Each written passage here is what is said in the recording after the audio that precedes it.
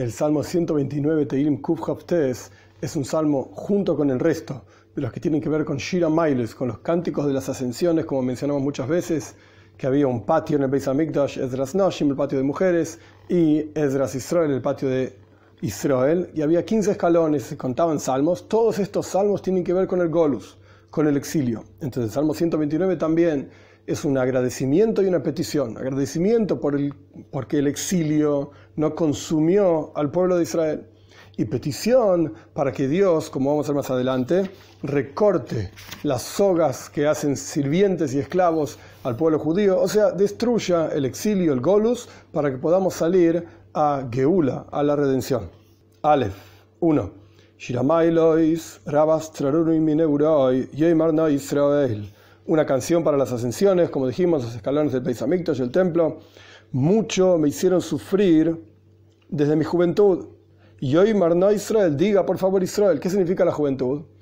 En este salmo el salmista está explicando que el comienzo del Golus, del exilio, es como la juventud de una persona.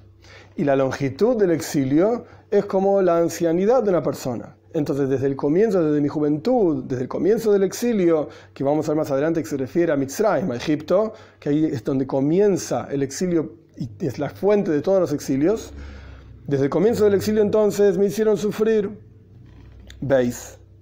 2. Rabas traruni mineurai, gam lo yochruli. Mucho me hicieron sufrir en mi juventud, desde mi juventud, e incluso así, sufriendo desde mi juventud, no pudieron conmigo. Es decir, el exilio no consumió y no destruyó al pueblo judío. Gimel 3. ¿Cómo fue en la práctica el comienzo del exilio y en la práctica todos los restos de los exilios?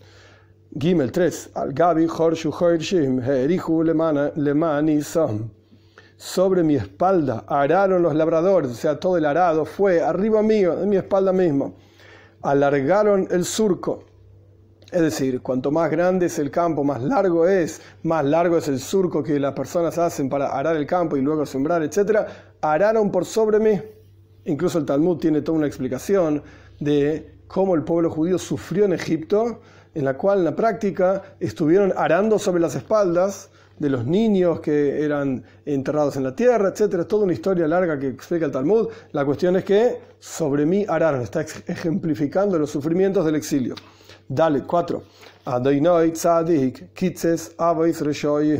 Dios es justo y Kitzes está escrito cortó en pasado, pero en la práctica es pasado que está hablando en futuro, como siguen los versículos más adelante. Cortará en el futuro las sogas, las cuerdas de los malvados, o sea, de aquellos que no nos dejan en el exilio tranquilos, nos hacen sufrir y nos tienen como quien tiene las cuerdas del yugo. Está hablando de toros arando en el versículo anterior. De la misma manera, continúa, el que sostiene el surco, el arado, etc., para hacer el surco, no nos dejan en paz. Dios va a recortar esas cuerdas que nos sostienen como esclavos.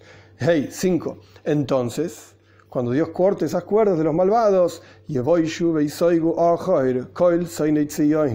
se avergonzarán y se echarán atrás todos aquellos que odian a Tzion. El Radak, interesante, uno de los comentaristas de los Tehilim, de los Salmos, menciona que los pueblos de las naciones del mundo no odian a Tzion. Tzion es Jerusalén. Todo lo contrario, luchan por Jerusalén. Todas las naciones quieren tener control sobre Jerusalén. En la práctica, en la época del Radak, estamos hablando del año 1300 aproximadamente, 1200, tenían los cristianos luchando por Jerusalén, los musulmanes luchando por Jerusalén, los Yehudim queriendo vivir en Jerusalén. Entonces no podemos decir que son Soinei Tzion, que odian Jerusalén. Entonces, ¿qué se refiere? Odian a quienes residen y moran en Jerusalén, es decir, al pueblo judío. Vov 6.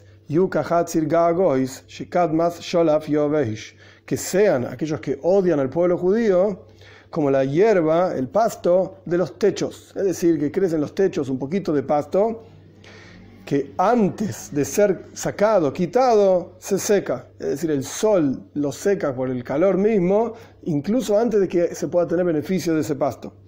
Zain 7. Que no se llenó su palma el que recorta, es decir, ese pasto que crece en los techos nunca fue recortado y no se llenó la palma de quien cosecha.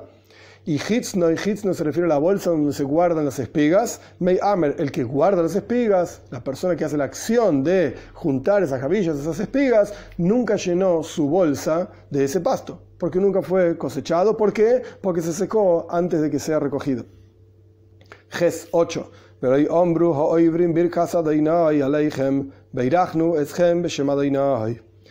Y tampoco dijeron los que pasaban la bendición de ustedes, de Dios sobre ustedes. Los bendecimos a ustedes en nombre de Dios. La costumbre era, así explican los comentaristas, que cuando las personas veían a quienes cosechaban yendo con sus espigas, con sus frutos, etc., les decían: Birjas Hashem Aleichem, la bendición de Dios sea sobre ustedes. Berachnu Eshem Beshem Hashem, los bendecimos a ustedes en nombre de Dios. Quienes pasaban por los caminos solían decirle esto a las personas que cargaban su cosecha. Entonces, por cuanto el pasto que creció en los techos se secó antes de que sea recogido, nunca ocurrió, ese es el versículo 8, que les dijeron a las personas que en teoría recogían ese pasto, que nunca fue recogido, los bendecimos en nombre de Dios. Este es el Salmo, como dijimos anteriormente, es un agradecimiento de que el exilio, el Golus, no consumió y no destruyó al pueblo judío, y una petición a futuro de que este exilio se termine rápido en nuestros días con la venida de Mashiach. Ahora bien, como dijimos anteriormente, Neurai, la juventud, que es el comienzo del exilio, se refiere específicamente a Mitzrayim, a Egipto, en donde el pueblo judío empieza, digamos, su Golus, su exilio. De hecho, el profeta dice que Zoharti la Chesed Neuraich, recuerdo, dice Dios, en nombre del profeta, o el profeta en nombre de Dios, recuerdo a ti, al pueblo judío le dice, la bondad que hiciste en tu juventud, Lechte Jajaray Bamidbar, que saliste tras de mí en el desierto, Beretz Loizerubar, una tierra que no estaba sembrada, etc. Es decir, vemos claramente que Dios mismo está considerando Neura y la juventud del pueblo judío en Mitzrayim, en Egipto. Entonces, el primer sufrimiento del pueblo judío como exilio fue en Egipto.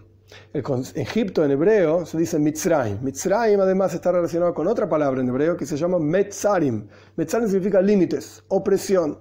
Existe un exilio histórico del pueblo judío en Mitzrayim, en Egipto, y existe un exilio personal de cada uno de nosotros en nuestro propio Mitzrayim, en nuestras propias limitaciones y opresiones, que a veces son impuestas por uno mismo, a veces son impuestas por el medio.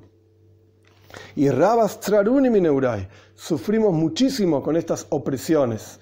La opresión general más básica es la imposibilidad que el cuerpo nos hace, el alma animal nos hace. Es sabido que tenemos un alma divina, un alma animal. El alma animal nos impide percibir la presencia de Dios en cada cosa. Nos impide vincularnos con Dios, nos impide sentir a Dios en el interior nuestro, en el interior del mundo entero.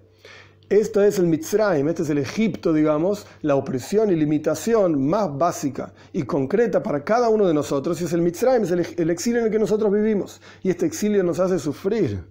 Porque de vuelta no podemos vincularnos con Dios, no podemos superarnos a nosotros mismos como seres humanos y elevarnos, digamos, por sobre nuestras propias limitaciones. Este es el exilio en que nosotros vivimos. Y justamente a esto se refiere el Salmo, donde por un lado le agradecemos a Dios que ese exilio no nos consumió.